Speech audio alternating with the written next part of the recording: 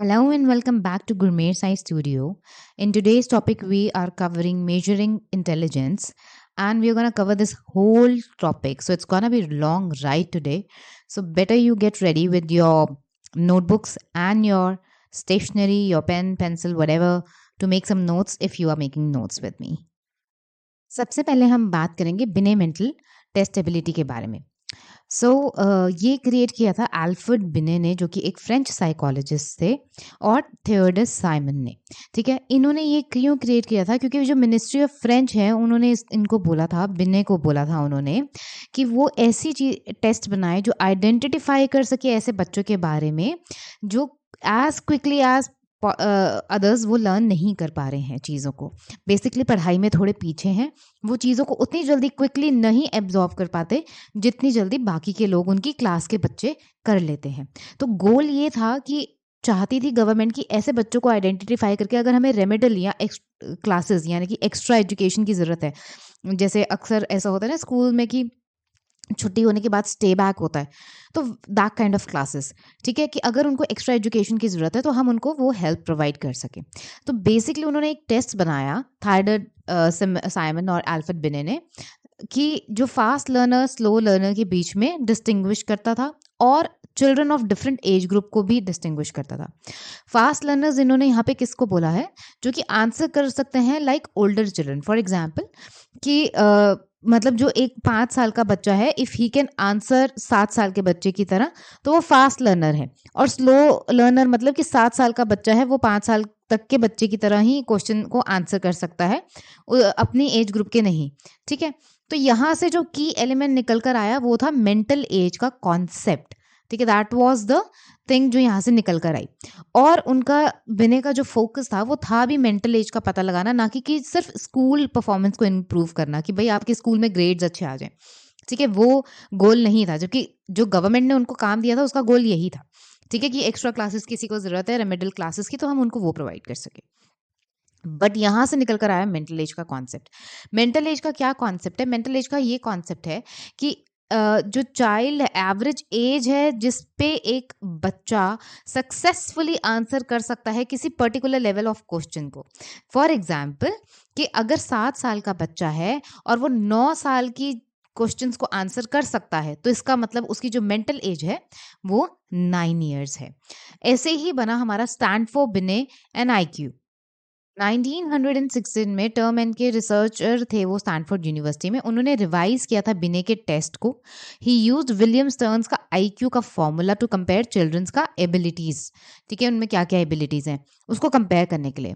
And this revise test became the Stanford Binet intelligence test. ये जब revision के बाद आया टेस्ट, तो उसके बाद उसको स्टैनफोर्ड, क्योंकि वो स्टैनफोर्ड यूनिवर्सिटी में पढ़ते थे टर्म इन, तो इसीलिए उन्होंने नाम दिया स्टैनफोर्ड। और बिने का तो ओरिजिनली था ही, जिसको उन्होंने बाद में रिवाइज किया था, है ना?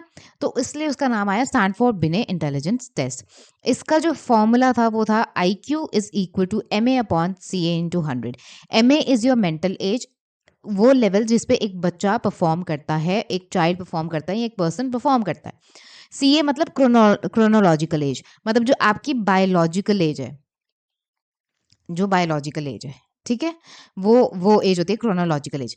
फॉर एग्जाम्पल एक चाइल्ड की जो एज है वो 10 साल है, मतलब वो 10 साल का बच्चा है, ठीक है, उसकी बायोलॉजिकल एज ये है, और मेंटल एज उसकी 15 है, तो उसका IQ कितना हुआ? तो इस फॉर्मूले में पुट कर लो, आपके पास IQ आ जाएगा 150। तो मतलब वो एवरेज से काफी ऊपर है उसका IQ। इस फॉर्मूला में क्या प्रोज एंड कॉन्स है, मतलब इसका पॉजिटिव और नेगेटिव साइड क्या है इस फॉर्मूला का? तो इस फॉर्मूला का जो पॉजिटिव साइड ये है कि बच्चों के साथ ये टेस्ट जो है अच्छे से काम करता है। क्यों? क्योंकि जो हमारी मेंटल एज है वो चेंज होती है ड्यूरिंग चाइल्डहुड, क्विकली चेंज होती है। क्यों चेंज होती है? क्योंकि हम नई नई लर्निंग्स कर रहे होते हैं, ठीक है, और चीज़ें सीख रहे होते हैं, हमारा ब्रेन डेवलप हो रहा होता है, न्यूरल कनेक्शंस बन रहे होते हैं। So that is why it works well with the children. But when it comes to people who are above 16, ठीक है, उनके साथ ये इतना मीनिंगफुल नहीं रह जाता। क्यों? क्योंकि एक 30 ईयर ओल्ड मैन और पर्सन के साथ आप बात करेंगे, या उसके बाद उसको कंपेयर करेंगे 40, सेम क्वेश्चन पूछो आप एक 30-year-old से and 40-year-old से, they have both seen so much of things in their life, they have experienced so much of things in their life, almost उनका कोई यूजफुलनेस नहीं रह जाता इस टेस्ट का। ऐसे में फिर हमने निकाला मॉडरेट स्टैंड फॉर बिने इंटेलिजेंस स्केल 5th एडिशन। तो SB5 इसको बोलते हैं, मतलब स्टैंड फॉर बिने 5th एडिशन आया।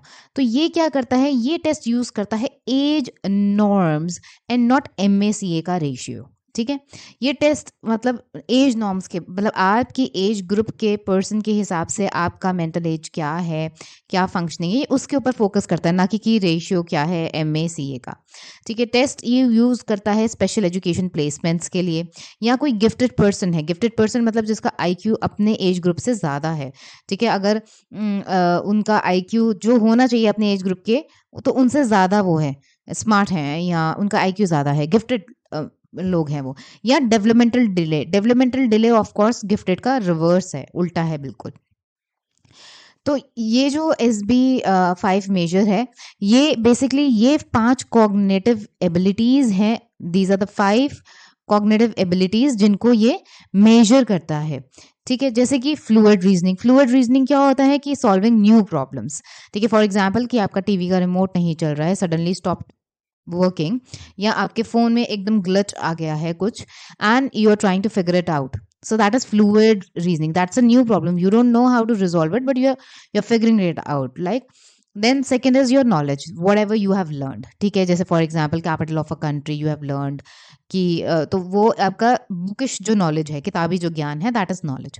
Quantitative processing, that is number skill, मतलब कि अगर आपने कुछ कैलकुलेशन करनी है, जैसे मान लो आप पार्टी अरेंज कर रहे हो, कुछ है, तो आप कुछ कैलकुलेशन कर रहे हो, कितने पैसे कहाँ जाएंगे, कितने पैसे कहाँ जाएंगे, कितने पैसे कहाँ जाएंगे, इसके बाद हम ये अरेंज कर सकते हैं कि नहीं, what ever, that is your quantitative processing. Quantitative हमेशा क्वांटिटी की बात हो रही है, तो मतलब नंबर से रिलेटेड ही होने वाला है। विजुअल स्पेशल प्रोसेसिंग, मतलब understanding the shapes, direction, spaces, special है ना, मतलब स्पेस को देखना, और विजुअल मतलब आंखों से, तो विजुअल स्पेशल प्रोसेसिंग।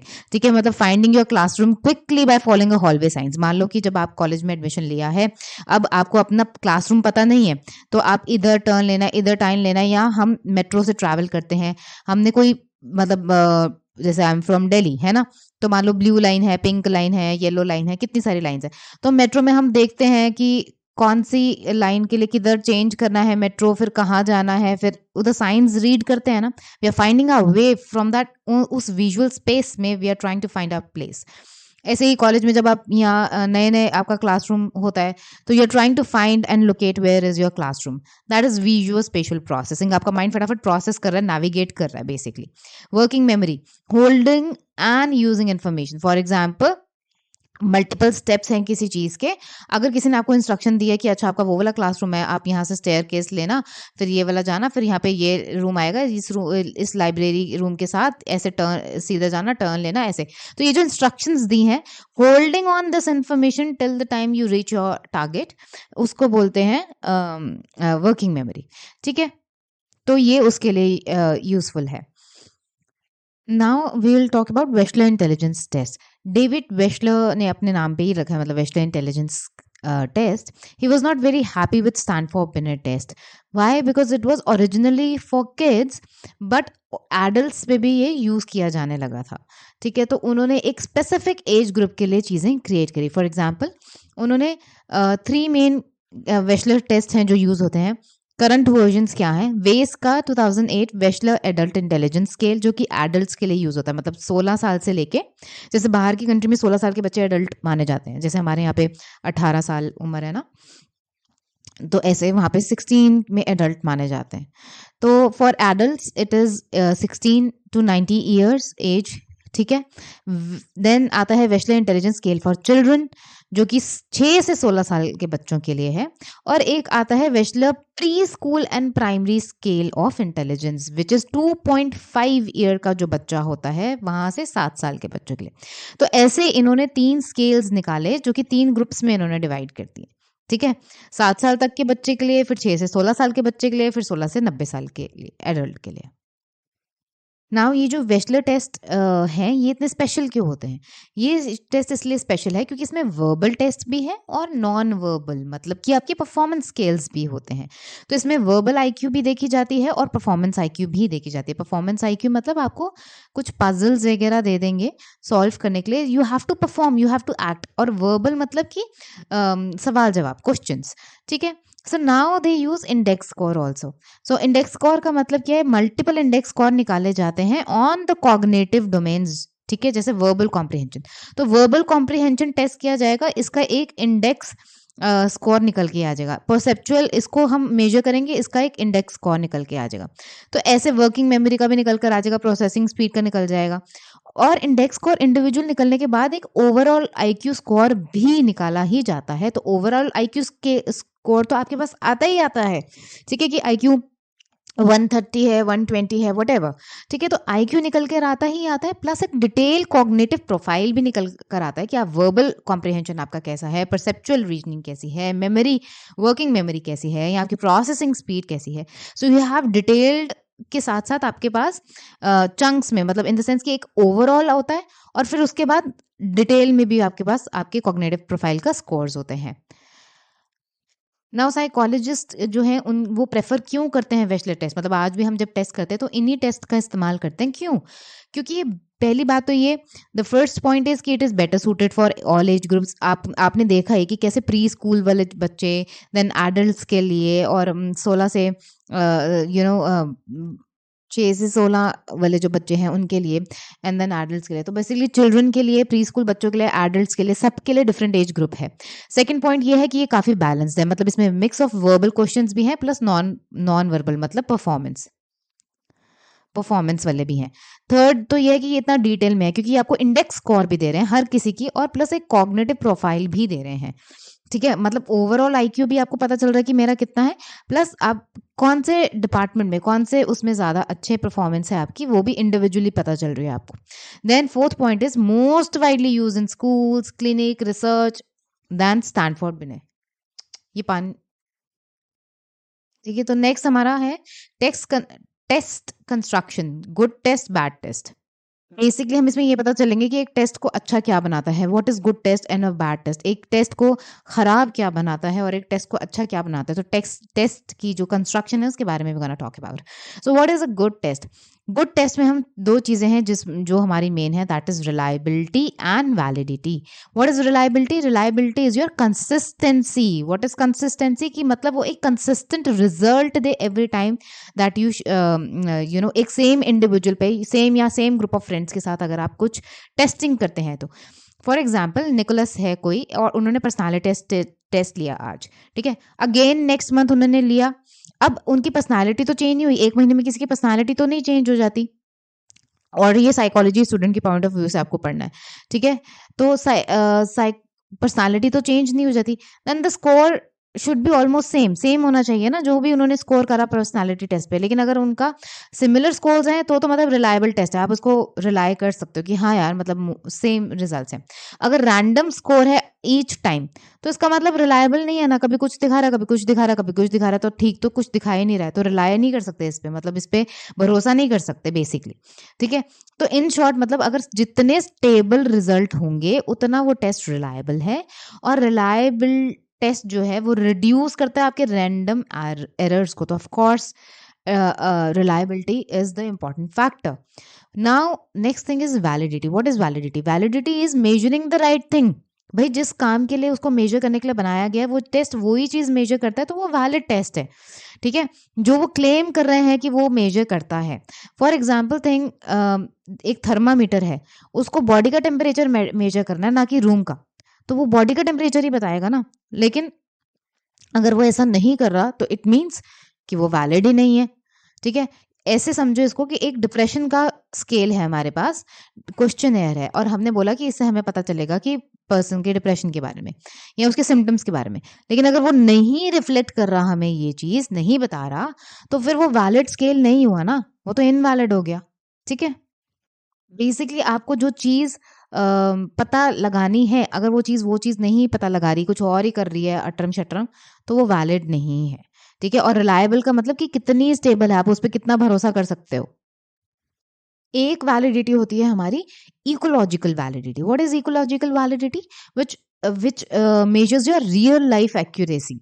ठीक है, रियल लाइफ एक्यूरेसी का मतलब है कि और जो रियल लाइफ में सिचुएशंस आती हैं तो उनमें से वो कितना मैच करता है आपका बिहेवियर जो हमने उसमें टेस्ट किया है. फॉर एग्जाम्पल, अगर किसी ने ड्राइविंग टेस्ट दिया है, ठीक है, अब जैसे कॉलेज स्टूडेंट्स हैं, अगर उनको गाड़ी चला के कॉलेज जाना है तो ऑब्वियसली उनको उनके पास ड्राइविंग लाइसेंस होना चाहिए, है ना. ड्राइविंग लाइसेंस बनवाने के लिए आपको ड्राइविंग टेस्ट देना पड़ता है. तो ड्राइविंग टेस्ट में अगर आप पास होते हो, दैट मीन्स कि आप it is safe for you to drive on road. फिर आप ट्रैफिक में ऑन रोड ड्राइव कर सकते हो. इट इज सेफ क्योंकि आपको बेसिक अंडरस्टैंडिंग है, आपको अंडरस्टैंडिंग है, आपको ट्रैफिक के रूल्स और वो जो साइंस होते हैं ट्रैफिक के, ठीक है, उनके बारे में आपको नॉलेज है, आपको पता है. अगर आपने वो टेस्ट पास कर लिया, इट मीन्स दैट आप रोड पे ड्राइव कर सकते हो. लेकिन अगर आपने ड्राइव करने निकले और गाड़ी ठोक दी, क्रैश कर दिया, तो इसका मतलब the test was not valid. इसका मतलब या तो हमने रिश्वत रिश्वत दे के पैसे पूसे दे के आपने अपना ड्राइविंग लाइसेंस बनवा लिया बस, और गाड़ी वाड़ी चलानी आती नहीं है आपको. ठीक है. सो ये होता है इकोलॉजिकल वैलिडिटी, कि मतलब रियल वर्ल्ड में उस पे जब हम आपके बिहेवियर को देखेंगे कि भैया अगर आपने टेस्ट ड्राइविंग पास कर लिया तो आपका बिहेवियर में वो चीज दिखनी चाहिए ना कि आप ड्राइव कर लेते हो, है ना. That is ecological validity. Next, मैंने यहाँ पे आप लोगों के लिए वैलिडिटी और रिलायबिलिटी में कंफ्यूजन ना हो तो ये एक छोटा सा चार्ट बनाया है. ये आप इसको अक्सर लोग क्योंकि कंफ्यूज हो जाते हैं तो कंफ्यूजन ना हो उसके लिए, ठीक है, ये आप रीड आउट कर लेना. बस यहाँ पे मैं एक पॉइंट आपको क्लियर करना चाहूंगी कि ये पॉसिबल है कि एक टेस्ट रिलायबल हो पर वैलिड ना हो. This is actually possible, but ये पॉसिबल बिल्कुल नहीं है कि एक टेस्ट वैलिड है बट रिलायबल नहीं है. अब इसको एक एग्जांपल से समझो कि ऐसे क्यों है. ठीक है, एक तो ये कि आपकी मान लो कोई एक इंस्ट्रूमेंट है जो आपकी हाइट को देख रहा है, एंड योर हाइट एक दिन में तो बढ़ने नहीं रही ना, कि मतलब अगर आप आज 5'6" हो तो कल 5'7" हो जाओगे, फिर परसों 5'8" हो जाओगे, परसों उसके बाद 5'9" हो जाएगा. ऐसा तो नहीं हो जाएगा. So your height stage the same. ठीक है, तो आपने आज देखा 5'6" है, कल भी 5'6" है, परसों भी 5'6" है, तो 5'6" है. ठीक है, तो 5'6" आपकी हाइट है. ठीक है, तो that is a reliable thing. But your height and your intelligence, it's not valid. It's not valid. ठीक है, आईक्यू का हाइट से तो कुछ लेना देना ही नहीं है ना, तो वो वैलिड नहीं है. तो इट अगर कंसिस्टेंट रिजल्ट है, तो ये हम बात कर चुके हैं कि अगर कंसिस्टेंसी है रिजल्ट्स के अंदर तो ही वो चीज, if it gives consistent results but measures the wrong thing, तो फिर वो वैलिड नहीं है. ठीक है, मतलब अगर आईक्यू टेस्ट आईक्यू नहीं मेजर कर रहा, कुछ और मेजर कर रहा है, या हाइट जो आपका इंस्ट्रूमेंट है वो हाइट मेजर करने के लिए बनाया और हाइट मेजर नहीं कर रहा है, कुछ और ही कर रहा है गड़बड़, तो इट मीन्स कि वो वैलिड ही नहीं है. पर ऐसी चीज जो वैलिड नहीं है, ऐसी चीज जो वैलिड है बट रिलायबल नहीं है, ये इम्पॉसिबल है. This is impossible. Why it is impossible? For example, कि मान लो कि क्योंकि वो एवरी टाइम एक डिफरेंट स्कोर कर रहे हैं and it will not measure accurately. For example, आप मान लो कि यहाँ पे आपने digital watch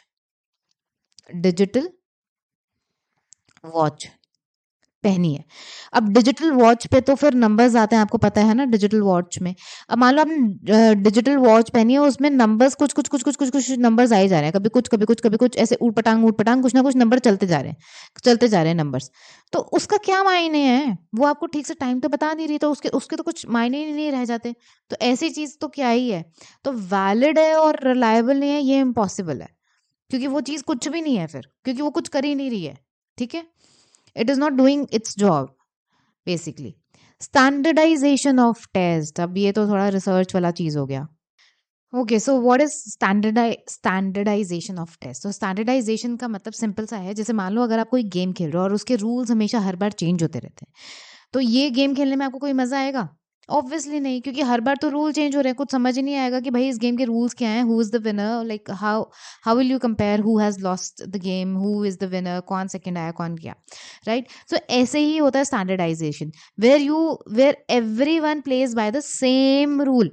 while taking the test. So standardization में क्या होता है, you give the test to a large number of people, एक large group of people को आप वो टेस्ट देते हैं, ठीक है, जो रिप्रेजेंट करता है उन लोगों को जिन पे आप टेस्ट करना चाहते हैं एक्चुअली अपना, ठीक है। जैसे अगर बच्चों का आईक्यू टेस्ट है तो आप वो बड़ों पे नहीं उसको आजमाएंगे या टेस्ट करेंगे, आप बच्चों को ही एज अ सैंपल लेंगे पॉपुलेशन का, ठीक है।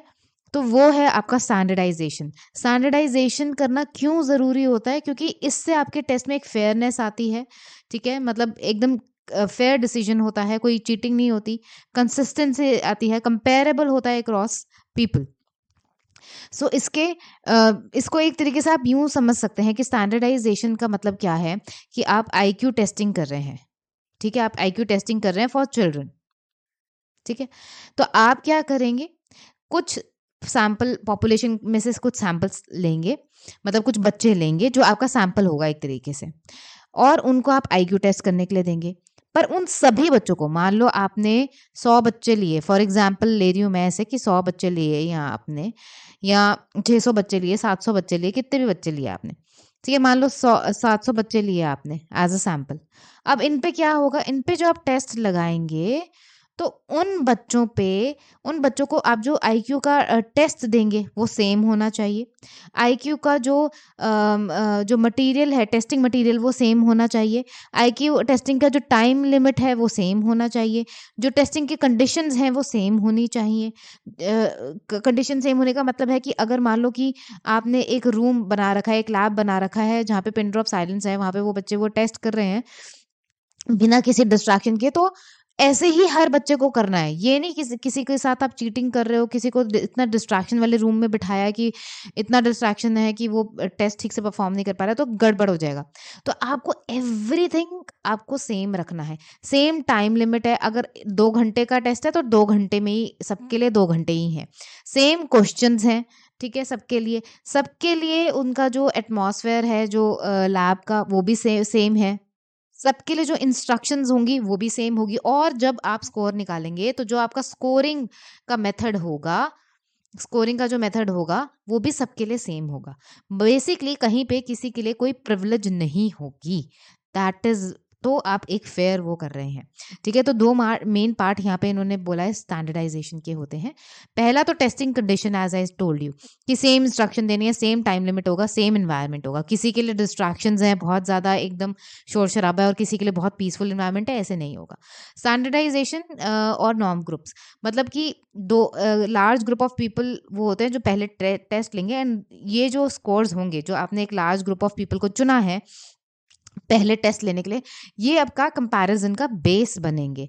और ये जो सिलेक्शन होगी ये रैंडम सिलेक्शन होगी, ऐसे नहीं कि ये मेरा फेवरेट बच्चा है इसको मैं पहले ले लेता हूँ टेस्ट में, इसको नहीं, ये मुझे पसंद नहीं है, ऐसा नहीं, रैंडम सिलेक्शन होगी। And they must be representative of the population, मतलब कि अगर आप बच्चों के लिए बना रहे हैं कोई टेस्ट, तो आपकी जो पॉपुलेशन होगी वो भी बच्चे ही होंगे, जो आप रैंडमली सिलेक्ट करोगे बच्चे, ताकि जो उस ग्रुप का एवरेज है वो आपको पता चल सके, ठीक है। The group will help you define कि what is average look like, ठीक है। इट इंश्योर्स, तो ये स्टैंडर्डाइजेशन के फायदे क्या होते हैं कि it ensures fairness, consistency, meaningful score comparison कर सकते हैं। विदाउट स्टैंडर्डाइजेशन टेस्ट आपका मेसी होगा, अनरिलायबल होगा। तो स्टैंडर्डाइजेशन का मतलब सिंपल सा ये है कि same conditions plus norm group, ठीक है। अब ये नॉर्म्स क्या होते हैं, नॉर्मल कर्व क्या होता है, आईक्यू स्कोर क्या होता है, this is all we gonna study. Imagine करो कि आपने कोई आईक्यू टेस्ट लिया है और 110 आपका उस पे रिजल्ट निकल कर आएगा, इट्स प्रीटी कूल, मान लो, ठीक है, आपका आईक्यू निकल कर आया ना। अब आपको समझ ही नहीं आ रहा इस नंबर का करना क्या है, मैं इस नंबर को क्या करूं, और ये नंबर मैं किससे कंपेयर करूं, is it high IQ, is it average IQ, is it low IQ, what are the norms. तो नॉर्म्स क्या होते हैं, नॉर्म्स वो बेंचमार्क होते हैं जिसके अगेंस्ट एक कोई भी न्यू टेस्ट टेकर, जैसे आपने न्यू टेस्ट लिया तो कोई भी न्यू टेस्ट टेकर अपने स्कोर को कंपेयर कर सकता है, नॉर्म्स वो होते हैं, जैसे मान लो कि आपने जो आईक्यू टेस्ट दिया और उसमें आपका 110 निकल कर आईक्यू आया, तो हमारे पास आईक्यू का एक चार्ट होगा जिसमें आईक्यू लिखे होंगे कि कितनी है, और उसके अगेंस्ट लिखा होगा कि ये नॉर्मल आईक्यू है, अबव एवरेज, ये एवरेज आईक्यू है, ये अबव एवरेज आईक्यू है, ये गिफ्टेड है, क्या है। ठीक है, तो तब वहां पे उस चार्ट में से देखकर आप पता लगा सकते हो कि मेरा 110 आईक्यू है, वेयर डू आई फॉल, मेरा कौन सा, किस रेंज में मैं फॉल कर रहा हूँ और क्या है। ठीक है। तो ऐसे ही नॉर्म्स होते हैं और नॉर्मल कर्व्स अब की बात करेंगे हम। नॉर्मल कर्व मतलब नॉर्मल बेल कर्व, इसको एनपीसी भी कहते हैं, नॉर्मल प्रोबेबिलिटी कर्व जो होता है उसका। सो विच मीन्स कि जो स्कोर्स हैं दे क्लस्टर अराउंड मीन या एवरेज। ठीक है, जो मीन होता है या एवरेज होता है, मीन मतलब एवरेज, ठीक है, उसके वहां पे क्लस्टर करते हैं, मतलब झुंड बना, ज्यादा आपको स्कोर्स मिलेंगे। और एक्सट्रीमिटीज की तरफ बहुत कम लोग मिलेंगे, चाहे वो एक्सट्रीम हाई हो चाहे वो एक्सट्रीम लो हो। फॉर एग्जाम्पल आप इस कर्व को देखो, तो ये एक घंटी की तरह ना, ऐसे घंटी कैसे होती है, ऐसी ही तो होती है, ऐसे अगर मतलब ऐसे घंटी होती है ना हमारी, ऐसे घंटी जो बजाते हैं हम, तो ऐसे ही होती है घंटी, तो इसलिए इसको बोलते हैं bell curve, bell shape curve. ठीक है, तो इसमें क्या है, इसमें अब ये जो आप मार्किंग देख रहे हो, तो ज्यादातर पॉपुलेशन इज फॉलोइंग इस वाली कैटेगरी में, इन दो लाइंस के बीच में जहां पे ये कर्व आ रहा है। ठीक है, ये वाला कर्व जहां आ रहा है, ये एक्सट्रीम हो गया। ठीक है, एक्सट्रीम राइट और एक्सट्रीम लेफ्ट पे तो बहुत कम लोग हैं। तो मतलब मान लो किसी का आईक्यू अगर 70 है, तो ये तो कम हो गया ना काफी। और यहाँ किसी का आईक्यू अगर 130 जा रहा है, तो ये भी नॉर्मल से जो एवरेज है आपकी, ये दो लाइन जो आपकी एवरेज है, इनसे तो रेंज बाहर है ना। ठीक है, तो this is how you can compare. So many people will score 100, ज्यादा मैक्सिमम पॉपुलेशन कहाँ फॉल करेगी, 100 के बीच में, मतलब बीच में, सेंटर में। ठीक है, यहाँ फॉल करेगी पॉपुलेशन। लेकिन अगर कोई एक्सट्रीम राइट या लेफ्ट जा रहा है, तो मतलब वो रेयर स्कोर है, 130 हो गया या किसी का 70 हो गया। Standard deviation on the Wechsler IQ test. Now on IQ जो टेस्ट होता है, जो नॉर्मल कर्व है, it is divided into sections. ठीक है, each section has percentage of people. ठीक है, तो स्टैंडर्ड डेविएशन जो है वो मीन से निकल कर आती है। This is all stats. इन्होंने बीच में क्यों स्टैट्स डाल दिया मुझे समझ नहीं आ रहा। तो स्टैंडर्ड डिविएशन जो है, बेसिकली स्टैंडर्ड डिविएशन इज कि how much scores usually average से, जो मीन आपका जो एवरेज स्कोर है, एवरेज जो स्कोर है उससे कितना डिफर करते हैं। वाई नॉर्मल कर्व हेल्प क्यों करता है हमें, वैसे नॉर्मल कर्व इसलिए हेल्प करता है क्योंकि वो ज्यादा एक्यूरेट होता है। ठीक है, then the old method IQ का क्या था, mental age divided by chronological age into 100। ठीक है, पर ये एक्यूरेट नहीं है एडल्ट्स के लिए। अभी हम जब करते हैं तो टेस्ट डेरिवेशन आईक्यू करते हैं, which compares your score to how people typically score. मतलब एक चार्ट होता है हमारे पास, उसमें आईक्यू की स्कोरिंग होती है और उसमें लिखा होता है एवरेज है, अबव एवरेज है, इंटेलिजेंट है, गिफ्टेड है, वट एवर। ठीक है, सो ये देखो मॉडर्न जो आईक्यू स्कोर है, जो डेविएशन आईक्यू की हम बात कर रहे हैं, उसमें क्या होता है, मीन हमारा 100 होता है। एक स्टैंडर्ड डेविएशन का जो पॉइंट होता है that is 15। For example, one standard deviation differ कर रहा है तो 100 प्लस 15, 115। टू स्टैंडर्ड डेविएशन से डिफर कर रहा है आपका पॉइंट, तो मतलब 100 प्लस 15 प्लस 15, मतलब 100 प्लस 15 प्लस 15, तो कितना आ गया, 130। ऐसे ही नेगेटिव साइड पे जब जाता है, तो हम 100 में से 15 माइनस कर देंगे, फिर उसमें से 15 माइनस कर देंगे, 100 मतलब -15 ऐसे कर देंगे। ठीक है, तो अगर किसी का आईक्यू 130 है, तो हम क्या बोलते हैं, this is two standard deviation above from the mean. Mean हमारा 100 है, ठीक है, टू स्टैंडर्ड डेविएशन अबव है, तो मतलब वो चाइल्ड जो है टॉप फ्यू परसेंटेज में आता है, जिसका आईक्यू जो है 130 है। तो your score basically is compare to the general population and not your age alone. ठीक है, आपका जो स्कोर है आईक्यू का, वो एक जनरल पॉपुलेशन के अगेंस्ट हम कंपेयर करते हैं, ना कि सिर्फ आपकी सिर्फ उम्र के हिसाब से कि इतना अच्छा उम्र है, ये है। ठीक है, तो ये होता है स्टैंडर्ड डिविएशन। एक स्टैंडर्ड डिविएशन का पॉइंट क्या होता है आपका, दिस इज 15। दो स्टैंडर्ड डेविएशन आ गया है, मतलब तो स्टैंडर्ड डेविएशन तो हमारा 100 है, मतलब मीन हमारा 100 है, तो 100 प्लस 15 प्लस 15 विच इज 130। 130 मतलब कि दो स्टैंडर्ड डिविएशन आगे है आपका नॉर्मल, जहां पे पॉपुलेशन फॉल कर रही है उससे, तो मतलब आप टॉप फ्यू परसेंटेज में आ रहे हो। ठीक है, अगर आपको समझ आया तो रिपीट करके सुन लेना आराम से। नाउ हम बात करेंगे कल्चरल बायस की। कल्चरल बायस मान लो कि मतलब एक बच्चा है जो जापान में पैदा हुआ, एक बच्चा इंडिया में पैदा हुआ, एक बच्चा जो कि यूएस में पैदा हुआ। तीनों ने आईक्यू टेस्ट लिया, सेम आईक्यू टेस्ट लिया, लेकिन आईक्यू टेस्ट ज़्यादा किसका अच्छा आएगा? यूएस वाले बच्चे का। क्यों? क्योंकि ज़्यादातर जो है वहाँ के नॉर्म्स और वहाँ के कल्चर से इन्फ्लुएंस्ड है आईक्यू टेस्ट। सो बट हमारा क्वेश्चन यही है कि only one of the words पे तो ये बेस्ड है आईक्यू टेस्ट, तो ये फेयर कैसे हुआ? ठीक है, मतलब हम इन जापान का बच्चा इंडियन के कल्चर और यूएस कल्चर का, सबके कल्चर्स अलग हैं, पर जो टेस्ट बना रहे हैं वो किसी एक पर्टिकुलर कल्चर को बिलोंग करते हैं, वहां से वो इन्फ्लुएंस्ड होके टेस्ट बना रहे हैं। तो हाउ जो जापान का बच्चा है उसका टेस्ट आप कैसे मतलब वो इसमें स्कोर करेगा? तो ये फेयर कैसे हुआ? ठीक है, अभी हम फेयरनेस की बात कर रहे थे ना जब स्टैंडर्डाइजेशन में आ रहे थे। So this is where the cultural bias in IQ test shows up. What is cultural bias? Now cultural bias होता ही क्या है? कोई भी टेस्ट एक पर्टिकुलर कल्चर को, एक पर्टिकुलर कल्चर को की लैंग्वेज को, वैल्यूज को, उनके आइडियाज को, उनके एक्सपीरियंस को रिप्रेजेंट करता है टेस्ट में करके, तो कल्चर बायस होता है। लोग जो बिलोंग करते हैं डिफरेंट कल्चर्स को, जैसे हमने अभी बात करी, एक जापानीज स्टूडेंट, एक इंडियन स्टूडेंट और एक यूएस का स्टूडेंट। सो लोग डिफरेंट कल्चर्स को बिलोंग करते हैं, उनके सोशियो इकोनॉमिक बैकग्राउंड सेम नहीं होते। सो ऑटोमेटिकली वहाँ कहीं ना कहीं एक डिसएडवांटेज आ जाती है। इसी बात को प्रूव करने के लिए Dove counter balance general intelligence test जो है बनाया गया। एड्रियन डोव थे जो अफ्रीकन अमेरिकन सोशियोलॉजिस्ट थे। उन्होंने ये प्रूव करना था कि लैंग्वेज और कल्चर किस का जो बैकग्राउंड है वो किस तरीके से इम्पैक्ट करता है हमारे आईक्यू स्कोर्स को। So he filled the test with American African culture references. ठीक है, हर कल्चर के डिफरेंट रेफरेंसेस होते हैं, डिफरेंस इन्फ्लुएंस होते हैं। अब बहुत सारी चीज़ें हैं, देखो हमारे यहाँ लैंग्वेज का जो इस्तेमाल होता है, जो वहाँ लैंग्वेज का इस्तेमाल होता है, जो जो चीज़ें हमारे कल्चर को इन्फ्लुएंस करती हैं, जिस कल्चर में हम पले बड़े हैं, वैसे जापान का कल्चर तो सेम नहीं होगा ना।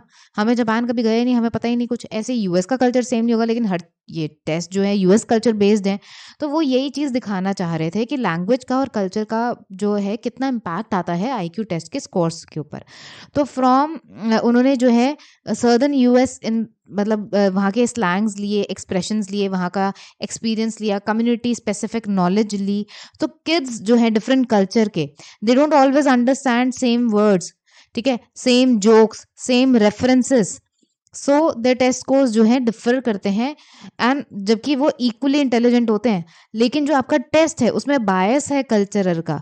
ठीक है, सेम वर्ड्स तो हमारे यहाँ यूज नहीं होते। कितने सारे वर्ड्स हैं जो, जैसे इसको आप एग्जाम्पल ऐसे समझ लो, जैसे हमारे यहाँ पे हम बोलते हैं पेट्रोल पंप। ठीक है, पेट्रोल भरवाने जा रहे हैं अगर गाड़ी में तो हम बोलेंगे पेट्रोल पंप। लेकिन this is not the language और this is not the word used in US. US में क्या बोलते हैं? Gasoline, GASLOINE। ठीक है, तो गैसोलीन, गैसोलीन स्टेशंस, स्टेशंस या गैस स्टेशंस। तो वहाँ पेट्रोल पंप नहीं बोलते, वहाँ गैस स्टेशंस बोलते हैं या गैसोलीन स्टेशंस बोलते हैं। हमारे यहाँ बोलते हैं पेट्रोल पंप। अब ये लैंग्वेज का डिफरेंस आया ना, है ना, जबकि मतलब सेम है, लेकिन हो सकता है किसी जापान के बच्चे को या इंडिया के ही किसी बच्चे को ये डिफरेंस ना पता हो, तो उसके लिए तो मुश्किल हो जाएगा ना। तो यहाँ पे cultural, this is how cultural influence comes, you know. तो ये कह रहे हैं वो कि कल्चर का जो सेम वर्ड्स हैं, जो एक kids for different cultures, they don't always understand same words, jokes, references। ठीक है, this is how the difference come in. So what did it prove? जो उनका टेस्ट था, जो उन्होंने ये बनाया था, Dove counter balance general intelligence test, इस चीज ने क्या प्रूव किया? इस चीज ने ये प्रूव किया कि people from outside that culture, other ethnic groups हैं या वाइट अमेरिकन है, इवन जो वहाँ के अफ्रीकन अमेरिकन हैं from different region, they score poorly, not because कि वो लेस इंटेलिजेंट थे, जस्ट बिकॉज कि उनका कल्चरल बैकग्राउंड बाकी से जो टेस्ट था जिसने वो प्रिपेयर किया था उनसे डिफरेंट था। ठीक है, तो मतलब कल्चरल बैकग्राउंड की वजह से उन्होंने पुअरली स्कोर किया। इसका मतलब ये नहीं है कि वो लेस इंटेलिजेंट है, इंटेलिजेंट वो उतने ही हैं। तो कहीं ना कहीं कल्चरल बायस आता है। Attempt to reduce cultural bias. Now what can we do to reduce cultural bias? ऐसे टेस्ट डिजाइन करो जो नॉन वर्बल टेस्ट हो, सो दैट लैंग्वेज का बैरियर ही ना हो। Background doesn't matter much, language का ठीक है। ये कुछ एग्जांपल्स हैं जो आपकी बुक में दिए हुए हैं। Test for non verbal intelligence, comprehensive test for non verbal intelligence, ये सब आप पढ़ लेना। ठीक है, ये एग्जाम्पल है।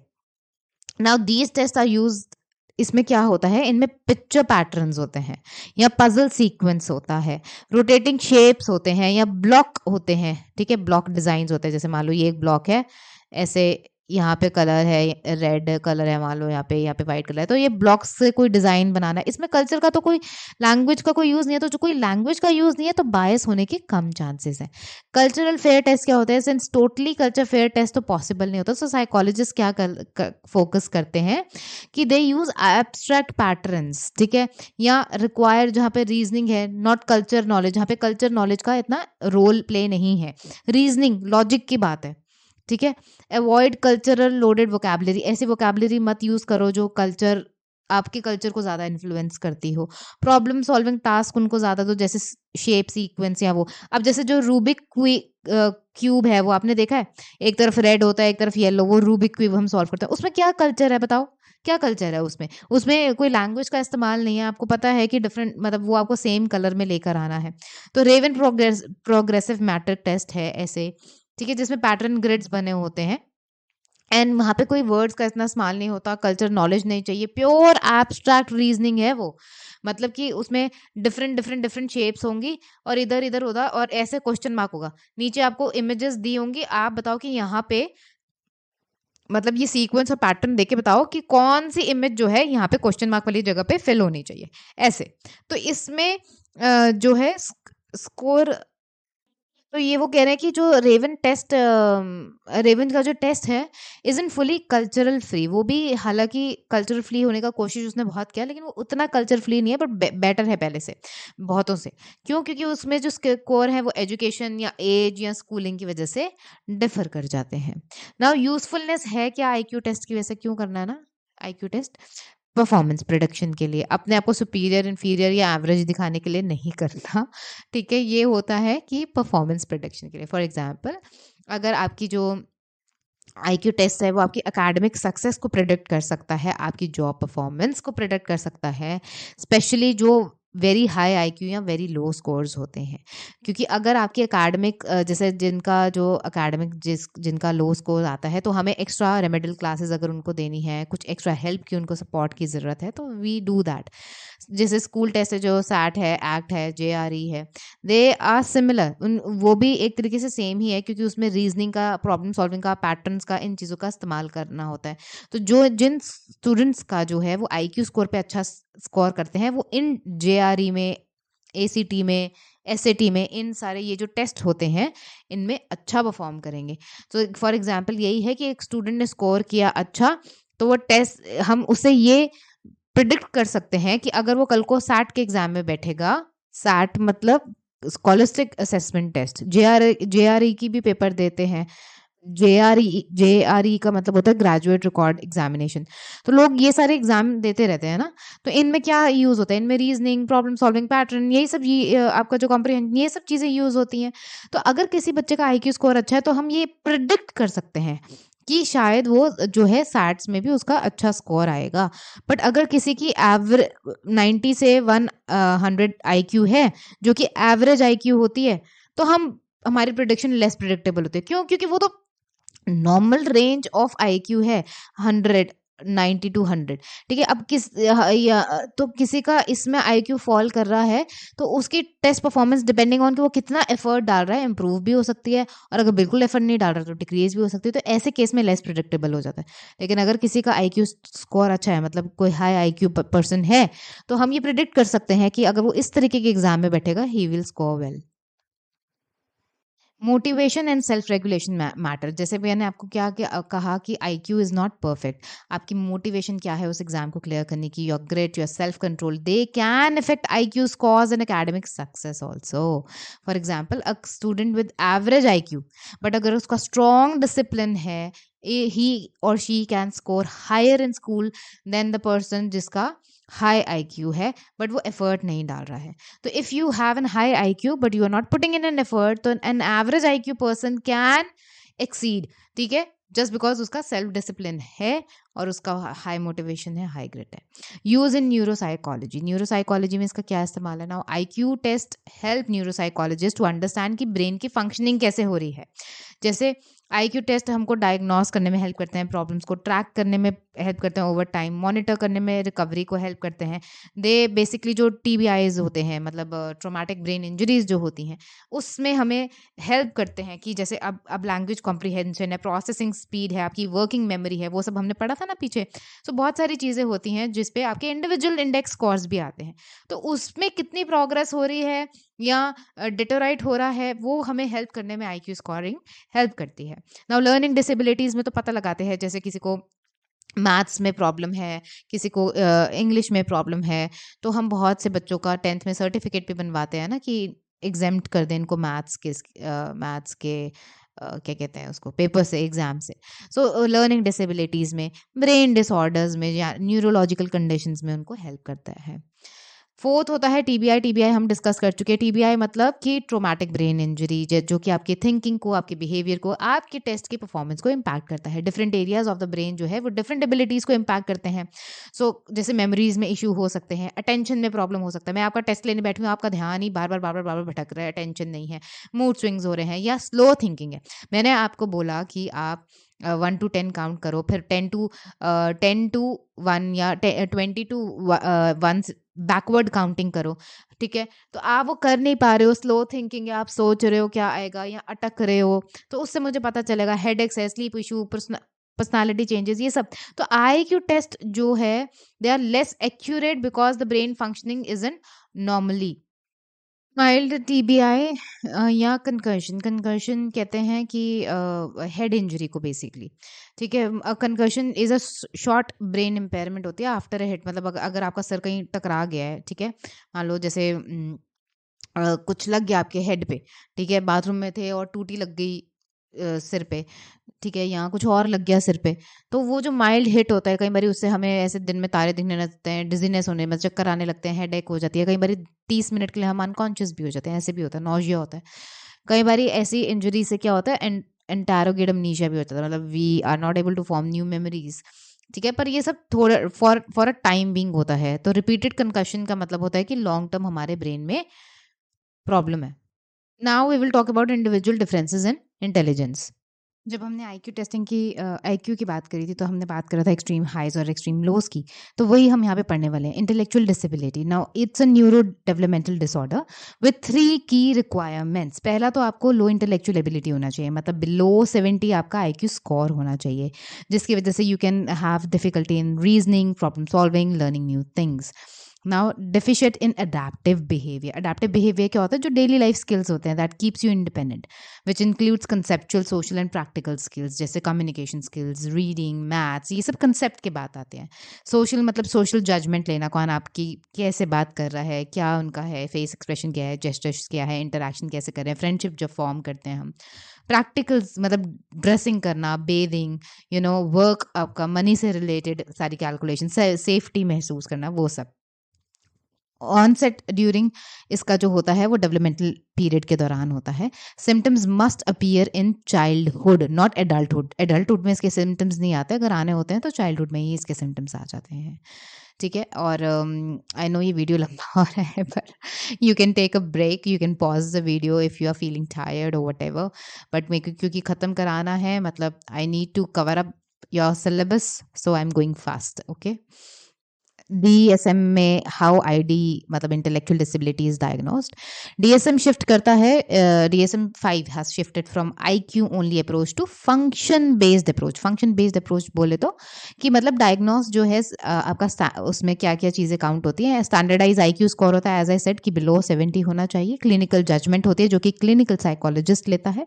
अडेप्टिव फंक्शनिंग के 3 डोमेन्स हम बात कर चुके हैं, कंसेप्चुअल, सोशल और प्रैक्टिकल। वो सब में देखा जाता है कि कहाँ आपको फंक्शन बेस्ड दिक्कत आ रही है। मतलब अगर स्कूल में आपको राइटिंग स्किल्स नहीं है, स्कूल के स्किल्स नहीं है, रीडिंग नहीं कर पाते, मैथ्स नहीं कर पाते, लैंग्वेज नहीं पढ़ पाते, मेमोरी में याद नहीं रख पाते, रीजनिंग स्किल्स नहीं है, या सोशल जजमेंट नहीं ले पाते, एम्पैथी नहीं है, इंटरैक्ट नहीं कर पाते, फ्रेंडशिप नहीं फॉर्म कर पाते, शू लेस बांधने नहीं आते, बटन बांधने नहीं आते, खुद तैयार नहीं हो सकते, तो ये सब चीज़ें हम काउंट करते हैं। Now IQ matters, but adaptive functioning जो है वो डिसाइड करता है कि सिवियरिटी लेवल क्या है, मतलब बहुत सिवियर कंडीशन है या माइल्ड कंडीशन है, मॉडरेट कंडीशन है, व्हाट कंडीशन है।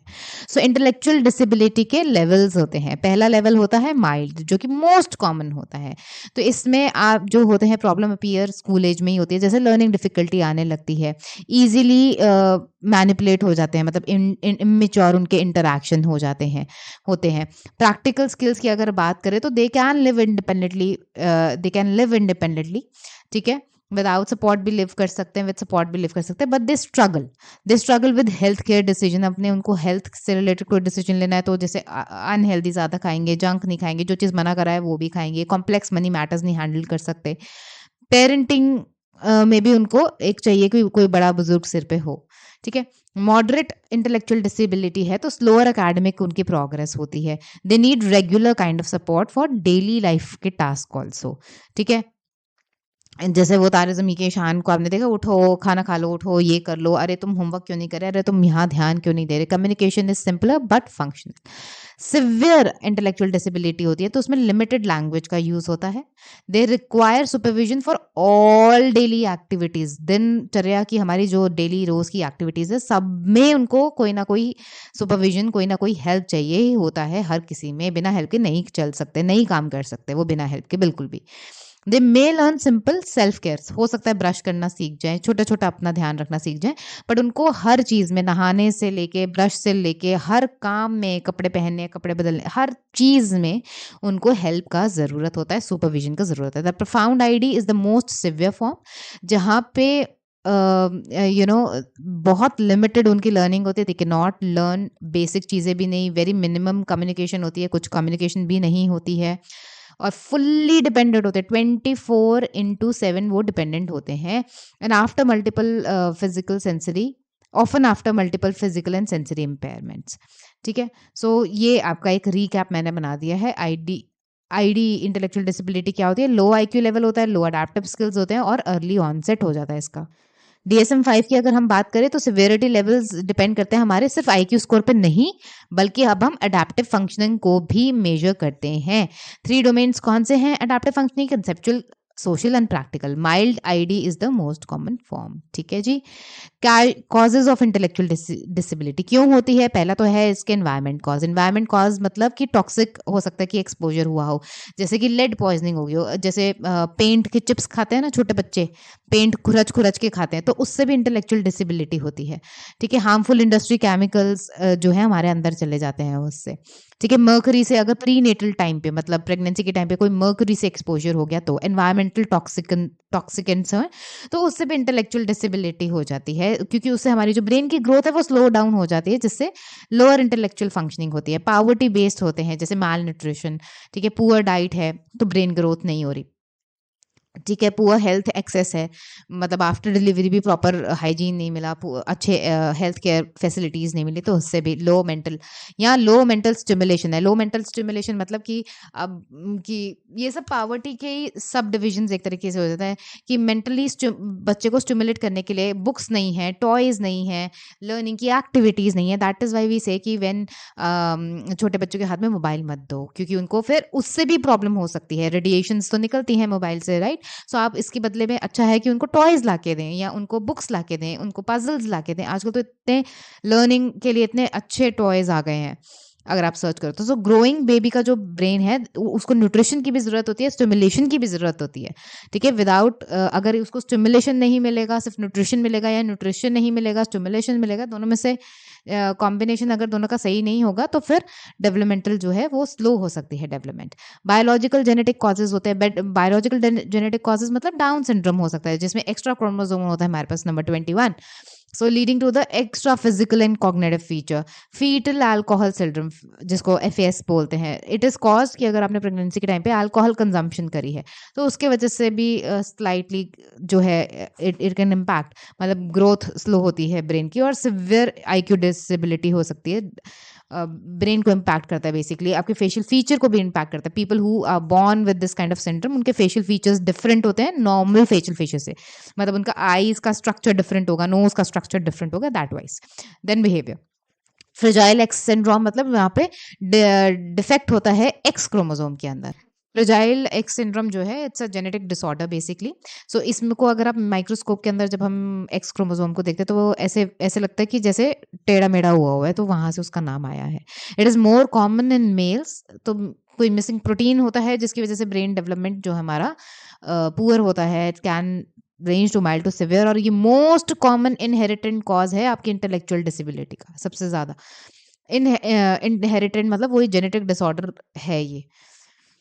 थर्ड होता है मेडिकल रीजन, जैसे lack of oxygen at birth, जिसको एनोक्सिया बोलते हैं, मतलब कि प्रॉपर जो बच्चा है उसको वो ब्रीथ, जैसे हम कहते हैं ना कि आफ्टर बर्थ बेबी क्राई बहुत इंपॉर्टेंट होता है, तो अगर बच्चा नहीं रोया, प्रॉपर ऑक्सीजन नहीं गया उसके ब्रेन तक, तो भी ब्रेन सेल डैमेज होते हैं, जिसकी वजह से इंटेलेक्चुअल डिसेबिलिटी हो सकती है।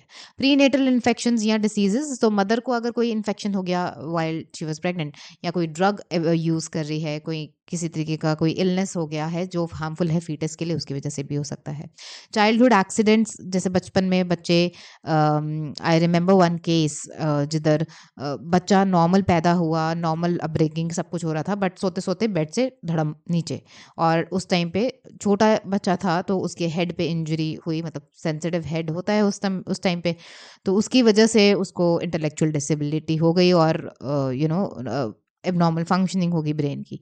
सो हेड इंजरी हुई, इन्फेक्शन हुआ, अगर जैसे मेनिंजाइटिस एक इन्फेक्शन होता है, उसकी वजह से, सर्टेन इलनेसेस की वजह से बचपन में अगर ये हो जाए तो भी जो है इंटेलेक्चुअल डिसेबिलिटी होती है।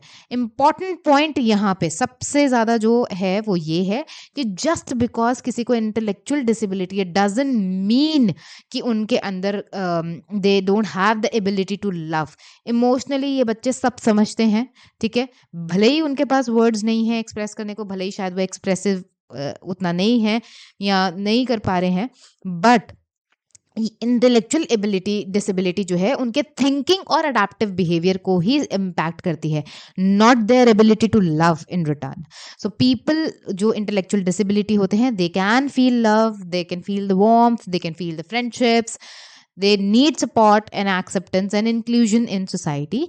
एंड ये जो इंटेलिजेंस है, it is only one trait, तो इसके बेसिस पे आप डिफरेंस क्रिएट नहीं करना चाहिए। बेसिकली काइंडनेस, केयर, एम्पैथी, ये सब चीज़ें मैटर करती हैं। अब बात करते हैं हम गिफ्टेडनेस की। गिफ्टेडनेस बोले तो कि गिफ्टेड इंडिविजुअल जिनका आईक्यू अबव 130 है, ऐसे 2% पॉपुलेशन ही है पूरे वर्ल्ड में। आईक्यू अगर आपका 140 से 145 प्लस है, then you are highly advance, या जिनको हम जीनियस बोलते हैं। टर्मन का ग्राउंड ब्रेकिंग स्टडी था, जो कि kind of still going on, क्योंकि लोग इसको फर्दर कंटिन्यू करते रहते हैं। तो लुइस टर्मन थे, उन्होंने 1528 गिफ्टेड चिल्ड्रन जिनकी आईक्यू 130 से 200 के बीच में थी, उनके ऊपर स्टडी करा। तो ये स्टडी हमें क्या बताती है कि they are very well socially adjusted, क्योंकि कुछ इस तरीके के मिथ हैं कि जिनका हाई आईक्यू होता है वो थोड़े से ऑकवर्ड होते हैं, वो वेल एडजस्टेड नहीं होते सोसाइटी में, वो सोसाइटी में एडजस्ट कर नहीं पाते एंड ऑल दैट स्टफ। उन मिथ्स को ब्रेक करती है। So they are actually very well adjusted in the society. They are often natural born leaders होते हैं वो। They are average, they are above average in their height. This is also one common trait जो उन्होंने पाया, ठीक है, कि उनकी हाइट नॉर्मल से ऊपर होती है, above average होती है उनकी हाइट।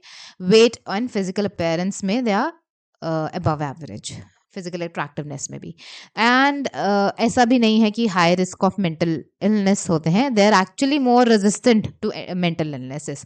अदरवाइज ये एक मिथ था कि जिनकी हाई आईक्यू होती है, क्योंकि वो सोशली ऑकवर्ड होते, वो थोड़े से ऑकवर्ड होते हैं, थोड़े वियर्ड होते हैं, वो सोशली ज़्यादा एडजस्ट नहीं कर पाते, because of their intellectual strength is different from the normal population.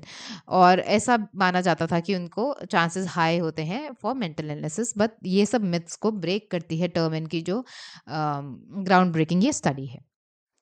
कुछ एक्सेप्शंस ज़रूर पाए गए इसमें। किड्स विद आईक्यू जिनका 180 प्लस आईक्यू चला गया, वो उन लोगों को बिहेवियरल एडजस्टमेंट्स इशू हैं, सोशल एडजस्टमेंट्स इशू पाए गए, ठीक है। फिर एक स्टडी हुई इसी को फर्दर कंटिन्यू करते हुए आइडेंटिफाई किया क्या सक्सेस का क्या रेट एंड ऑल। तो gifted teens who developed clear sense of identity grew into more successful adults. ठीक है। देन ये फ्री मैन का स्टडी है 2001 में हुआ। He followed 210 gifted and non gifted children, और उनकी फाइंडिंग ये थी कि जिन गिफ्टेड चिल्ड्रन को हुआ पुश्ड टू अर्ली, ठीक है, जैसे एक आपको पता चल गया कि ये बच्चा गिफ्टेड है, तो आप उसकी एज से ज़्यादा बड़े जैसे for example somebody is in at a very young age they are giving exams of high level exams दे रहे हैं, वो उनको ज़्यादा पुश किया गया, they often grow up into a very disappointed or unhappy adults. So you should never push even if you know कि आपका child gifted है, but do not put pressure. Okay, do not just push really hard for them. Let them just like वो उनको खुद को भी realize होता है कि वो मैच नहीं करते। ठीक है, उनका इंटेलेक्चुअल लेवल हाई है, सो उनके लिए डिफरेंट प्रोग्राम्स वगैरह होते हैं टू गेट एनरोल्ड इनटू। वे उनको डील करना मतलब बेसिकली पेरेंट्स को आना चाहिए। ये नहीं कि गिफ्टेड है तो मतलब बस रगड़ डालो, मतलब अच्छे से उसको पूरा, तो ऐसे नहीं होता है। अगर ऐसे आप करेंगे तो फिर again they will grow up into unhappy disappointed adults. Right, ठीक है। टॉरेंस का एक स्टडी है विच शोड कि intelligence alone does not guarantee success. Just because somebody is high IQ doesn't mean they will be successful in their life. Other important factors भी होते हैं, जैसे you should B loving your work, you should have high energy, persistent होना चाहिए, you should have a purpose and all that. सबसे बड़ा एक factor आता है इमोशनल इंटेलिजेंस, जिसको हम पढ़ेंगे अब, and I think this is the last. Let me just check, नहीं एक टॉपिक और है इसके बाद, नेचर और नर्चर ऑफ इंटेलिजेंस का, and then we will be done with intelligence. तो मैंने फिर पूरा आपका फिर इंटेलिजेंस खत्म कर दिया, एंड उसके बाद लैंग्वेज का एक वीडियो बनाऊंगी खत्म करके, and then we will be done with chapter number 7। Hurray. Okay, so emotional intelligence.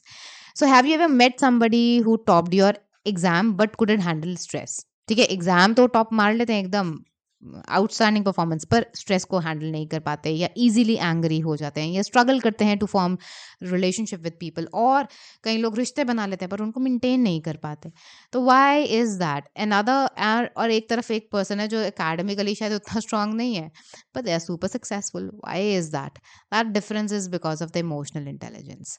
So emotional intelligence क्या है? इट इज बेसिकली ये Peter Salovey and John Mayer का कंसेप्ट है इमोशनल इंटेलिजेंस। उन्होंने पहले इंट्रोड्यूस किया था।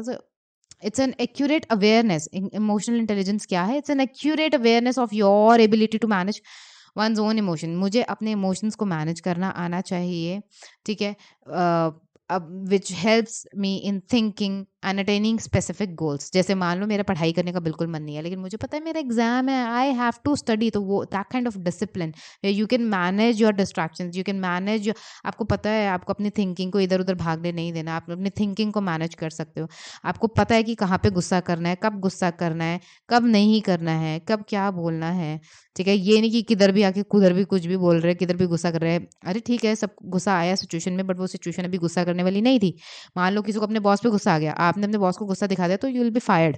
ठीक है, जो नेक्स्ट डे आपके हाथ में वो आपको टर्मिनेशन लेटर दे देंगे। तो वो तो इस तरीके के management of your own emotions आपको होना चाहिए, एंड अदर्स के भी इमोशन आपको रीड करने आने चाहिए। ठीक है, सामने वाला भी मूड में नहीं है, आप जानबूझ के उसको फिर परेशान कर रहे हो, या इरिटेट कर रहे हो, या ऐसी बातें बोल रहे हो, या वो अभी उस जोन में नहीं है कि वो कॉम्प्लेक्स टॉपिक्स पे डिबेट कर सके, या कॉम्प्लेक्स टॉपिक पे बात कर सके, और आप उस कॉम्प्लेक्स टॉपिक को अभी लेके आ रहे हो। सो ये that's emotional immaturity. Okay, emotional intelligence की बात करें, देन सेल्फ अवेयरनेस उसका की फैक्टर है। कुछ की फैक्टर्स होते हैं इमोशनल इंटेलिजेंस के। Self awareness is the one of them, where self awareness is knowing your own feelings. Okay, अपने बारे में आपको पता होना चाहिए, सेल्फ कंट्रोल होना चाहिए, you should know how to manage your own anxiety, impulsiveness, अपने एंगर को मैनेज करना आना चाहिए। मोटिवेशन मतलब you should be able to push your own self, pushing yourself even when you're frustrated, even you don't feel like doing things, but you should be able to push yourself because that's your duty। मतलब अगर आपने कुछ commitment किया है, या आपको पता है मुझे आज ये चैप्टर खत्म करना है, तो करना ही है। ठीक है, जैसे अब हम ये वीडियो लंबी हो रही है, लेकिन मुझे पता है कि मुझे ये आपको पढ़ाना है, तो पढ़ाना ही है। I can not you know pass it on to next day कि भैया चलो अभी छोड़ो यार, कल कर लेंगे, बाकी का बहुत लंबा हो रहा है। नो, आप पॉज करके देख लो, इट्स ओके। बट करना है तो करना ही है, जिसको पढ़ना है उसको पढ़ना ही है, ठीक है। दैट काइंड ऑफ थिंग कि मैनेज योर इमोशंस, अभी क्या प्रायोरिटी है, क्या जरूरी है, वो चीज देखो। एम्पैथी, दूसरों के इमोशंस को भी आपको समझना आना चाहिए। दूसरे कभी हर्ट हो हैं या कभी अपसेट हैं या whatever they are going through emotionally, उनके फीलिंग्स क्या हैं वो you should able to handle. Social skills, communication skills अच्छे होने चाहिए। You should be able to handle conflicts. ये नहीं ओ ये ढुशुम ढुशुम ढाए ढाए एकदम मार कुटाई हो रही है, पिटाई हो रही है, ऐसा ये सब नहीं होता। सो तो आपको एक यू शुड बी डिसेंटली, आपको मैनेज करना आना चाहिए कॉन्फ्लिक्ट्स को। कॉन्फ्लिक्ट्स कहाँ नहीं होते हैं, in every relationship you will find conflicts. But the thing is कि मैनेज कैसे करते हो आप। सो वाई इमोशनल इंटेलिजेंस, ये ई आई का मतलब यहाँ पे इमोशनल इंटेलिजेंस लिखा है मैंने। So why E I matters more than the book smarts sometimes, because not everyone score high academic life, हर किसी की सक्सेसफुल नहीं होती है। सो इवन पीपल जो है विद जिसका इमोशनल इंटेलिजेंस अच्छा होता है, they can handle stress, they can maintain their relationship, they can communicate better, they can stay motivated and read somebody's emotion. और रियल वर्ल्ड में सक्सेस के लिए ये चीजें होना बहुत जरूरी है। अगर आपके पास ये चीज नहीं है तो कोई भी जॉब हो, कुछ भी हो, आप रिलेशनशिप में भी ज़ीरो हो फिर, और जॉब में भी ज़ीरो हो, तो क्या ही कर लोगे फिर आप, क्योंकि जॉब में भी आपको कम्युनिकेट करना पड़ता है। You have to stay motivated and you have to handle stress. So you need this things. Dan Goleman जो है, they he popularise emotional intelligence and said that it is more important than having IQ. But some claims were said कि they were exaggerated or not backed by strong evidence, इस बात को बोलते हैं। Then research evidence क्या बोलते हैं, reading emotions in writing, ये एक रिसर्च है। सो ये एक मेयर एंड गेहर है, जिन्होंने 321 पीपल लोगों को 321 पीपल को उन्होंने एक पैसेज दिया पढ़ने के लिए, और गेस करा कि जो राइटर है उसकी फीलिंग्स को गेस करो। तो ऐसे लोग जिन्होंने सही से गेस करा, they score high on empathy and showed less defensiveness, they score high on SAT scores to.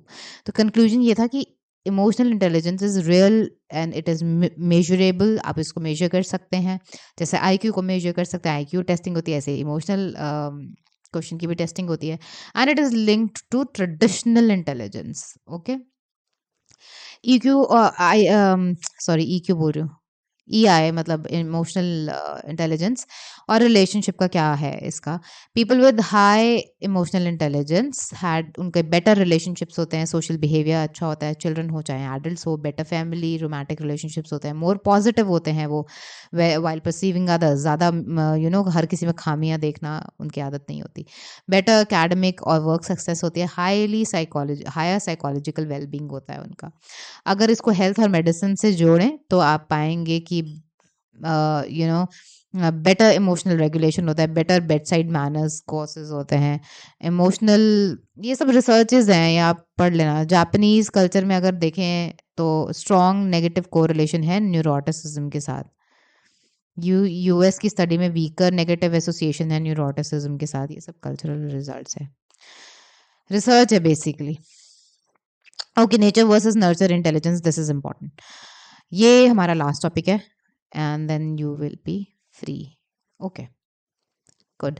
So as we बॉन्ड स्मार्ट, तो ये बेसिकली नेचर वर्सेस नर्चर का क्या डिबेट है कि ये पूछते हैं कि आर वी बॉर्न स्मार्ट या डू वी बिकम स्मार्ट। हम पैदा ही इंटेलिजेंट हुए थे, स्मार्ट हुए थे, हाई आईक्यू के साथ हुए थे, और डू वी बिकम स्मार्ट। तो सिंपल सा आंसर है no, people are not born with the smartness, they will ever have both genes।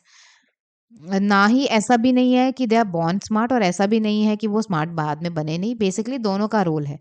Genetics अपना रोल प्ले करते हैं विच इज़ नेचर, और आपकी एक्सपीरियंसेस लाइफ के क्या रहे, आपकी लर्निंग्स क्या रही, जो कि नर्चर होता है, वो अपना रोल प्ले करता है। That's how your intelligence get shaped. Okay, no two individual will have similar experiences and learning though put in the same atmosphere. तभी एक ही माँ बाप के बच्चे होते हैं, लेकिन फिर भी उनके एक्सपीरियंसेस, उनके दुनिया को देखने का नज़रिया डिफरेंट होता है। जेनेटिक्स दो, भैया दोनों सेम ही माँ बाप से आए हैं तो फिर जेनेटिक्स भी तो सेम ही है ना, बट डिफरेंसेस फिर भी होते हैं। ओहो, वेट, हाँ, तो nature versus nurture. Nurture, as I told you, nature मतलब, नेचर का मतलब हेरिडिटी और जीन्स है। बायोलॉजिकल फैक्टर होता है जो कि आपके पेरेंट्स से आपको मिलता है। सो आपकी पोटेंशियल एबिलिटीज को इन्फ्लुएंस करते हैं। और जो इन्वायरमेंट या एक्सपीरियंस या नर्चर जिसको हम कह रहे हैं, उसमें क्या आता है, आपका एजुकेशन आता है, आपकी पेरेंटिंग आती है, न्यूट्रिशन आता है, आपका कल्चरल बैकग्राउंड क्या है, लाइफ एक्सपीरियंसेस आपके कैसे रहे हैं, ये सब आपके नर्चर में आते हैं। They shape how your potential will develop. बहुत कॉमन है twin adoption studies when it comes to this nature nurture वाला डिबेट। वाई हम ट्विंस या एडॉप्शन स्टडीज को क्यों फोकस करते हैं? Because researchers can not do control experiments. देखो भाई, लैब में तो ह्यूमंस के साथ एक्सपेरिमेंट नहीं कर सकते ना, ये प्रैक्टिकल भी नहीं है और एथिकल भी नहीं है। आप एक ह्यूमन को लैब में बंद करके रिसर्च कितना टाइम कर लोगे? सो रिसर्चर्स यूज नेचुरल एक्सपेरिमेंट, मतलब उनके रियल लाइफ सिचुएशंस में उनको देखते हैं वो कैसे प्रॉब्लम सॉल्विंग कर रहे हैं, कैसे हैंडल कर रहे हैं लाइफ को। जेनेटिक तो इसमें दो तरीके के होता है, मतलब ट्विंस स्टडीज ज़्यादातर की जाती है। आइडेंटिकल ट्विंस होते हैं और फिटर्नल ट्विंस होते हैं। आइडेंटिकल ट्विंस मतलब मोनोजाइगोटिक, मतलब वो एक ही एग से आए हैं, एक ही एग दो में स्प्लिट हो गया। दैट इज जिनको हम बोलते हैं ना कि अरे ये जुड़वा बहनें, बिल्कुल सेम टू सेम डिट्टो, एक जैसी शक्ल है। और कई बार डाइजाइगोटिक ट्विंस होते हैं, विच मीन्स कि वो ट्विंस तो हैं पर 50% of their genes are similar. ठीक है, इन इवन अगर आप ट्विंस नहीं भी हैं, आप भाई बहन भी हैं, तो भी आपकी कुछ जेनेटिक सिमिलैरिटीज होगी ऑफ कोर्स। ठीक है, सो मोनोजाइगोटिक जो होते हैं दे कम फ्रॉम वन एग। एक ही एग होता है जो दो में स्प्लिट होकर फर्टिलाइज होता है। दैट इज वाई इतना 100% उनके जीन्स जो है सिमिलर होते हैं। So any difference in the trait, तो इससे इनको जब हम स्टडी करते हैं इस तरीके के ट्विंस को, तो हमें पता चलता है कि 100% इनका जीन्स सेम है, क्योंकि एक ही एग जो है दो में स्प्लिट होके बना है, वो इंडिविजुअल दो बच्चे बने हैं। तो फिर जो डिफरेंस आ रहा है आईक्यू में, वो क्यों आ रहा है? फिर तो उस हिसाब से आईक्यू भी 100% सेम होनी चाहिए, पर ऐसा नहीं होता है। तो इसका मतलब इन्वायरमेंट कहीं ना कहीं नर्चर इम्पैक्ट कर रहा है ना। फिटर्नल ट्विंस में क्या होता है, 50% of their genes is sibling, same as their sibling. Useful to compare genes influence, ये फिटर्नल ट्विंस में भी हम स्टडी कर सकते हैं कि इन्वायरमेंट का क्या रोल है और जेनेटिक का कितना रोल है। हम क्यों कंपेयर करते हैं twins raise together and raise apart? Raise apart मतलब कि ऐसे ट्विन बच्चे जिनको साथ में ही पल पाल पोस के बड़ा किया, या फिर भाई बहन को बिछड़ गए, करण अर्जुन, करण अलग बड़ा हो रहा है, अर्जुन अलग बड़ा हो रहा है, ऐसे। ठीक है, तो लेकिन जेनेटिक कंपोनेंट तो सेम है ना, उधर जेनेटिक कंपोनेंट सेम है, बट हम उससे नेचर का, नर्चर का हम देख रहे हैं कितना इम्पैक्ट आ रहा है। तो रिसर्चर्स कंपेयर करते हैं ट्विन रियर्ड टुगेदर, मतलब सेम एनवायरमेंट में, ट्विन्स रियर्ड अपार्ट मतलब different different environments. Karan Arjun बिछड़ गए बेचारे। ठीक है, this helps estimate how much of genes जो है कंट्रीब्यूट करते हैं इंटेलिजेंस को। And why twin studies, what twin studies show about intelligence? तो ट्विन ये स्टडीज करके ऐसे इस तरीके की हमें ये पता चलता है कि आईक्यू को रिलेशन जो है 0.86 है, मतलब 86% है आइडेंटिकल ट्विंस में। Very high genes matter a lot and not one, environmental still plays a role. मतलब if genes were the only factor, the IQ similarly would have one. मतलब इससे ये पता चलता है बेसिकली कि 86%, मतलब 100% जीन्स उनके मैच करते हैं, लेकिन फिर भी जो आईक्यू का कोरिलेशन है वो 86% निकलता है। तो इसका मतलब कहीं ना कहीं तो जो है, और 1%, मतलब ये 1 होना मतलब 100% होना होता है। तो लेकिन वो 1 नहीं है, 86 है, मतलब 86% जो है सेम है, तो 100% सेम नहीं है। इसका मतलब इन्वायरमेंट का बहुत बड़ा रोल है, इन्वायरमेंट का अपना बहुत बड़ा रोल है। तो मतलब नर्चर इंपॉर्टेंट है, बैलेंस करता है। हेरिडिटी का क्या रोल है? हेरिडिबिलिटी की एक क्या होती है, how much of the variation of the IQ within a population is due to genes. तो करंट एस्टिमेट ये है कि 50%, मतलब हाफ ऑफ द डिफरेंस जो हम आईक्यू में देखते हैं लोगों के बीच में आपस में with in the population, that is because 50% तो उसमें जेनेटिक्स का रोल होता है और 50% आपका नर्चर का रोल होता है, एनवायरनमेंट का रोल होता है। Genetic influence increases with age, ये ऐसा पता पाया है हमने रिसर्चेस के थ्रू। ठीक है, just stay with me, this is the last slide. Even though your genes do not change, ठीक है, आपके जीन्स जो है चेंज नहीं होते। जो जीन्स आपने ले ली अपने पेरेंट्स से और वो लेके आप बन गए हो, वो तो आप बन गए हो, तो जेनेटिक चेंज, आपका जेनेटिक मटेरियल चेंज नहीं होगा, but they impact you as you grow older. तो जितना जितना आप उम्र में आगे बढ़ते चले जाते हैं, जीन्स का काफ़ी ज़्यादा रोल होता है। चाइल्डहुड में आपका जो इन्फ्लुएंस होता है, एनवायरनमेंट ज़्यादा इन्फ्लुएंस करता है आपकी आईक्यू को, but as your age increases genetic influence becomes even more stronger. ऐसा स्टडीज में पाया गया है। Studies show that genetic influence become larger in adulthood, which means कि जैसे जैसे हमारी एज बढ़ेगी, हमारी जेनेटिक पोटेंशियल जो है ग्रो होगी एज के साथ। ठीक है, and we are done with intelligence. अब नेक्स्ट जो है हमारा लैंग्वेज का है क्लास होगी। ये हम लास्ट उसमें मतलब नेक्स्ट कल मैं इसको अपलोड करूँगी सारा करके, तो आपका कल चैप्टर नंबर 7 खत्म हो जाएगा। ठीक है, will start with in chapter number 8। So till then, keep learning, keep revising, keep solving whatever questions I put in the community post, and do let me know in the comment section how things are going for you, and I'll see you next time. Bye.